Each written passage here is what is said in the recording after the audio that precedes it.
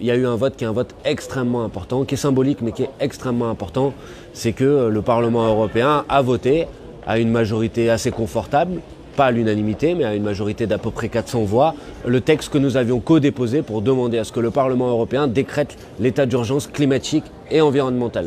Alors c'est une mesure assez symbolique, c'est ce qu'ont fait un certain nombre de parlements nationaux, mais c'est une mesure importante parce que désormais, nous pourrons interpeller chaque décision, chaque proposition de directive, chaque projet d'accord international, chaque accord commercial de libre-échange, à chaque fois en disant mais vous voulez faire ça ? Alors qu'il y a quelques semaines, nous avons décrété l'état d'urgence climatique et environnementale. Et donc nous aurons un outil pendant toute la mandature pour pouvoir mettre la pression sur chacune des décisions, pour dire attention, cette décision elle est contraire avec le respect des accords de Paris, puisque dans la résolution que nous avons votée, nous décrétons cet état d'urgence climatique et environnementale et nous rappelons que toutes les décisions doivent désormais être prises pour rester dans le cadre de la limitation de la hausse de la température à 1,5 degré. C'est le contenu des accords de Paris. Donc désormais, nous pourrons utiliser cet argument à chacune des décisions. Bien sûr, nous avons proposé des amendements, tous n'ont pas été acceptés parce que nous souhaitions que cette résolution elle aille plus loin. Par exemple, qu'elle condamne clairement